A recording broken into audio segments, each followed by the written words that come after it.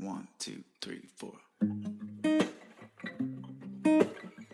petite voix, la petite voix.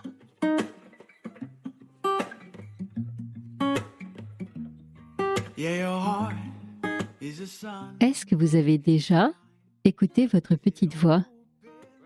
Cette intuition qui souffle ce qu'on n'ose pas toujours entendre. Celle qui pourrait, peut-être, tout changer. Je m'appelle Herveline et comme vous, j'essaye, pas toujours avec succès, de suivre cette boussole intérieure. C'est pour ça que j'ai créé La Petite Voix, un podcast où des femmes et des hommes partagent avec émotion, parfois même avec humour, ces moments où la vie bascule et où tout devient possible. Chaque épisode explore des histoires de nouveaux départs. Une séparation libératrice, une reconversion audacieuse, un burn-out surmonté ou une maladie qui révèle une force insoupçonnée. Autant d'histoires de doute, de peur, mais aussi de courage et de transformation. Chaque mardi, je vous invite à découvrir ces conversations intimes, sans filtre, des conversations qui vont nous éclairer, nous inspirer.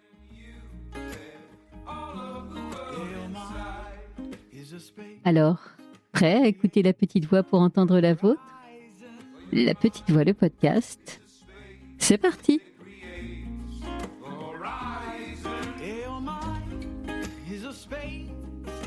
Bon, on va mettre les pieds dans le plat immédiatement et avant même de se dire bonjour. Je vous le dis, cet épisode, il n'est pas confortable. Il n'est pas confortable à enregistrer, il n'est pas confortable à entendre, mais malheureusement, après des années de longues études, de recherches scientifiques sur la petite voix, ce que j'ai à vous dire n'est pas très agréable. Ce que j'ai à vous dire, c'est que, en fait, écouter sa petite voix, c'est ne pas confondre le confort et le bonheur. Allez, voilà pour l'intro, c'était fort sympathique, n'est-ce pas?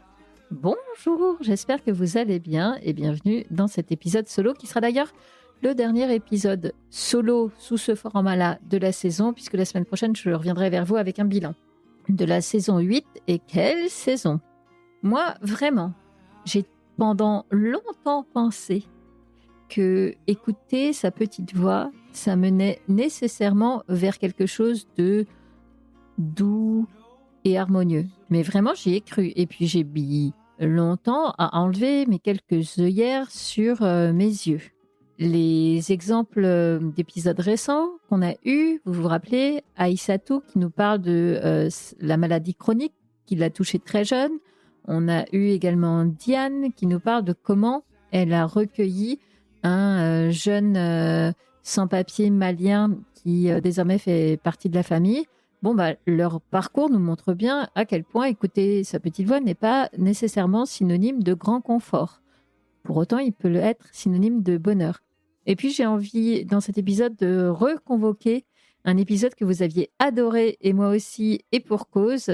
C'était l'épisode avec Catherine. Vous vous rappelez, cette femme qui a vécu, j'ai envie de dire oui, enfermée dans un monastère pendant 40 ans et qui un jour a tout plaqué. Bon, donc voilà le sommaire du jour. La petite voix ne promet certes pas la facilité, en revanche, elle promet l'authenticité. Bon, premier enseignement qu'on va revisiter ensemble à travers les invités dont je viens de vous parler. Le premier enseignement, c'est que la petite voix choisit le juste, mais pas le facile. Merci à elle. On a eu l'exemple avec Aïssatou qui nous explique que, voilà, 30 et quelques années, alors qu'elle souffre de polyarthrite rhumatoïde depuis quelque temps, eh bien, un jour, elle a un véritable déclic. Ça se passe lors d'un voyage en Norvège où elle se dit « c'est pas possible que je me laisse pourrir la vie en quelque sorte par la maladie et si j'apprends pas à en faire une alliée, en fait, je vais pas pouvoir avancer dans la vie ». Et ce choix-là qu'elle fait en conscience va clairement changer la donne. Pour autant, elle ne ment pas dans la suite de l'entretien sur le fait que, oui, la maladie, malgré ce changement-là d'état d'esprit, la maladie est toujours présente. Elle a parfois des poussées qui reviennent. Donc, en ce sens-là, non, ça n'a pas rendu sa vie plus confortable. je reviens à Catherine. Alors elle, pendant 40 années au monastère, elle a vécu dans un cadre qui vraiment la protégeait et l'écrasait. D'ailleurs, elle l'évoque aussi clairement que ça dans l'épisode. Elle parle vraiment d'emprise. Donc sa sortie, ça n'a pas été un soulagement immédiat. Ça a d'ailleurs donné lieu plutôt à une forme de chaos intérieur et émotionnel parce que il fallait qu'elle réapprenne complètement à vivre. Voilà ce que ça dit en fait, c'est que écouter sa petite voix, c'est choisir la vie qui nous ressemble plutôt qu'une vie confortable. On ne fait pas le pari du confort en écoutant sa petite voix.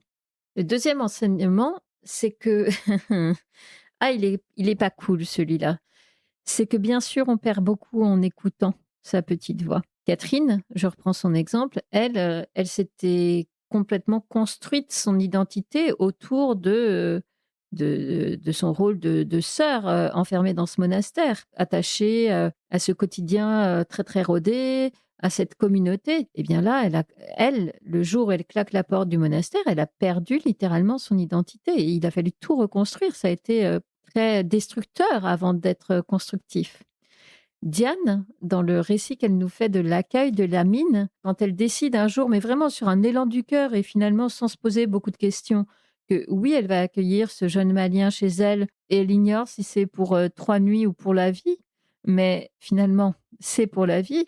Mais c'est pas une relation qui va se construire dans quelque chose de simple, de fluide. Il va y avoir des clashs, il va y avoir des silences, il va y avoir une procédure judiciaire et des gendarmes qui la convoquent. Ça n'est pas confortable et elle perd effectivement cette forme de tranquillité qu'elle aurait eue sans accueillir la mine. Moi, de mon côté, je peux aussi en témoigner, vous le savez, j'ai eu un cancer du sein il y a quelques années, en 2018. Je n'arrive pas à compter. Et certes, vraiment, ça a été ce que j'appelle un cadeau mal emballé. Ça m'a permis d'écouter ma petite voix, ça m'a permis de créer la petite voix, mais ça a aussi remis vraiment absolument, complètement tout à zéro dans tous les compteurs de ma vie. Et bah, j'ai beaucoup perdu avant de regagner. Donc ça, non, il n'est pas cool cet enseignement-là, mais c'est une réalité. Et le dernier enseignement, dans la continuité du précédent, c'est que souvent, ce que l'on gagne à écouter sa petite voix ne ressemble absolument pas à ce qu'on pouvait imaginer. Typiquement, en reprenant, mais Catherine, elle est extraordinaire. Elle vit 40 années enfermée dans un monastère et quand elle sort du monastère et reprend, j'ai envie de dire reprend vie, parce que c'est un peu de cet ordre-là, eh bien, elle va finir par tomber amoureuse à 60 ans d'un homme sur un site de rencontre avec lequel elle va finalement se marier et avec qui elle est encore aujourd'hui.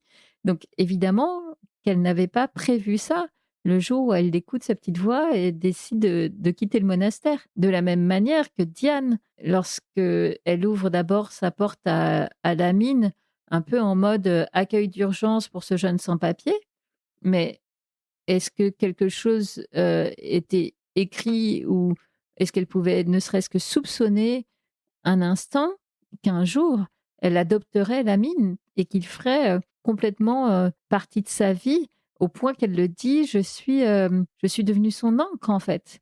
C'est quand même très fort.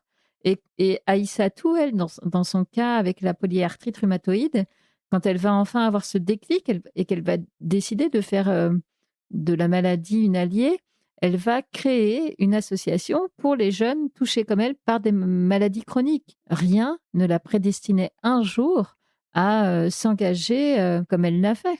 Et moi, de mon côté, si je reprends l'exemple du cancer du sein que j'évoquais tout à l'heure, alors là, pour le coup, rien ne me disait qu'un jour, je serais comme aujourd'hui, derrière un micro pour, dans un podcast, recevoir des invités qui me parlent de leur parcours de vie et pour parfois un peu partager du mien, quoi. C'est d'ailleurs quand l'idée m'était tombée dessus littéralement en plein pendant les traitements, ça m'avait semblé mais vraiment une idée tellement saugrenue, dit celle qui est en train de terminer la saison 8 du podcast. Comme quoi. Donc bon, voilà, on aimerait, moi j'aimerais la première, j'aimerais tellement que cette petite voix ne soit que synonyme de douceur et de confort. Mais elle, la vérité, c'est qu'elle s'en fout. Elle n'est pas là pour nous rendre confortables. elle est là pour nous rendre nous-mêmes. Elle considère, et certainement à juste titre, que le prix de cette authenticité-là, même si le mot est galvaudé, mais le prix de cette authenticité-là est bien plus important que le prix de notre confort. Bon, on peut intellectuellement l'entendre et se dire que c'est juste, en tout cas moi ça me parle. Est-ce que tous les jours, quand on est confronté à ces moments où on doit sortir de notre zone de confort, on se dit que c'est cool d'écouter sa petite voix? Ben, en fait, non.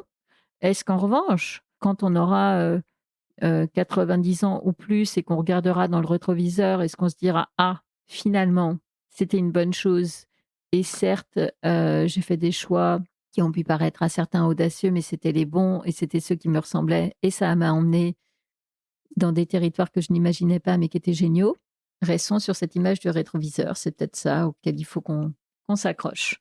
Donc voilà, ce que je voulais partager avec vous, cette idée qu'en fait, le bonheur, c'est rarement très confortable et ça ressemble rarement aussi à ce qu'on avait prévu. Voilà. Si vous voulez continuer après cet épisode, bah déjà, je vais mettre dans les notes de l'épisode les liens vers les 3 épisodes que j'évoque avec Catherine, avec Diane et avec Aïssatou. Ensuite, si vous voulez qu'on continue à papoter ensemble, parce que là, c'est un peu à sens unique, ce qui est un peu frustrant. Venez me voir, je suis sympa et je ne mords pas, et je suis sur Facebook, sur Instagram. Venez, vous cherchez La Petite Voix, le podcast, et vous m'y trouverez. Et puis, le stade ultime de l'intimité entre nous, c'est de vous inscrire à ma newsletter. C'est une newsletter que j'envoie une fois par mois. C'est vraiment un exercice souvent de vulnérabilité. Le dernier numéro que j'ai envoyé là cette semaine, c'était vraiment le cas. Il y a des choses qu'en fait que j'ai pas envie de partager sur les réseaux sociaux, mais avec lesquelles je suis plus à l'aise en petit comité, en direct, avec vous. Pour vous inscrire à la newsletter, ça se passe sur mon site lapetitevoix.co. Vous savez tout, il ne me reste plus qu'à vous souhaiter une belle journée, une belle soirée, une bonne nuit, et je vous souhaite, malgré l'inconfort, de trouver le bonheur en écoutant votre petite voix. Bye! Yeah, your heart is a sun and it shines as it opens. Where your heart is a sun and it shines. Voilà, La Petite Voix, le podcast, c'est fini pour aujourd'hui. Si vous avez aimé cet épisode, parlez-en autour de vous. Le bouche à oreille, c'est magique pour faire découvrir un podcast. Alors envoyez le lien de cet épisode à vos amis et vous verrez, ils vous remercieront.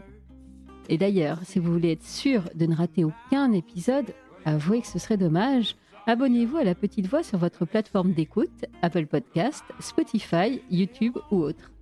Profitez-en d'ailleurs pour m'y encourager avec des étoiles, des bonnes notes et des commentaires. Non seulement ça fait plaisir, mais ça aide vraiment à faire découvrir le podcast à d'autres auditeurs. Je partage aussi les coulisses du podcast sur Instagram et Facebook. Et mieux encore, abonnez-vous à ma newsletter sur mon site lapetitevoix.co. C'est là que j'ose vous raconter tout ce que je ne dis pas ailleurs. Ça fait beaucoup d'infos, je sais, c'est pour cela que j'ai mis tous les liens dans les notes de cet épisode. Allez, je vous donne rendez-vous mardi prochain. D'ici là, portez-vous bien et soyez heureux. Creates your horizon. Well, your mind is a space that creates the horizon. Your mind is a space that creates.